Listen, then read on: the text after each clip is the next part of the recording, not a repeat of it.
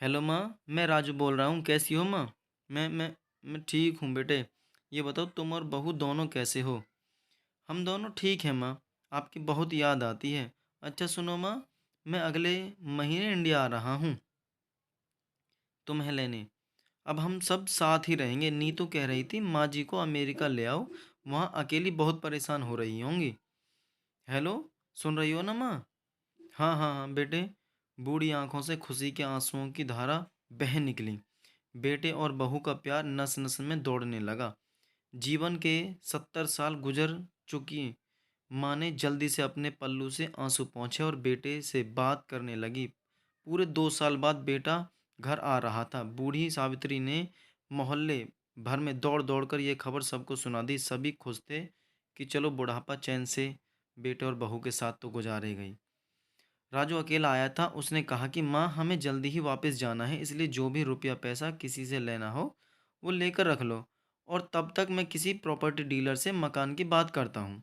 मकान? माँ ने पूछा। हाँ माँ, अब यह मकान बेचना पड़ेगा, वरना कौन इसकी देखभाल करेगा? हम सब तो अब अमेरिका में ही रहेंगे। बूढ़ी आंखों ने मकान के कोने कोने को ऐसे निहारा जैसे किसी छोटे बच्चे को सहला रही हो। औने पौने दामों में राजू ने मकान बेच दिया। माँ ने वो जरूरी सामान समेटा जिसमें उसकी बहुत ज़्यादा लगाव था।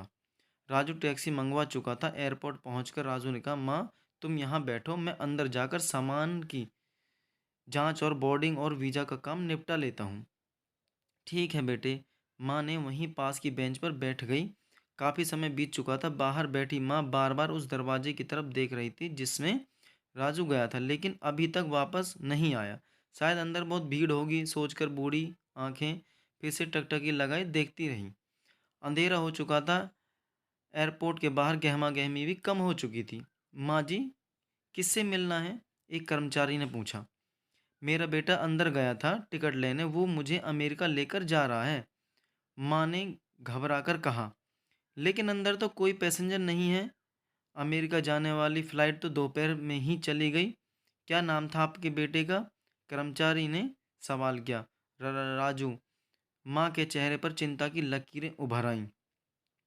कर्मचारी अंदर गया और कुछ देर बाद बाहर आकर बोला, माँ जी आपका बेटा राजू तो अमेरिका जाने वाली फ़्लाइट से कब का जा चुका है। क्या? वृद्धा की आंखों से आंसुओं की का सैलाब फूट पड़ा। बूढ़ी माँ का रोम रोम कांप उठा। किसी तरह वापस घर पहुंची, जो अब बिक चुका था। रात में घर के बाहर चबूतरे पर ही सो गई। सुबह हुई तो दयालु मकान मालिक ने एक कमरा रहने को दे दिया। पति की पेंशन से घर का किराया और खाने का काम चलने लगा। समय गुजरने लगा। एक दिन मकान मालिक ने वृद्ध से पूछा, माँ जी क्यों न आप किसी रिश्तेदार के यहाँ चली जाएं? अब तो आपकी उम्र भी बहुत हो गई है, अकेली कब तक रह पाएंगी? हाँ चली तो जाऊं, लेकिन कल को मेरा बेटा आया तो यहाँ फिर से उसका ख्याल कौन रखेगा? आंखों से आंसू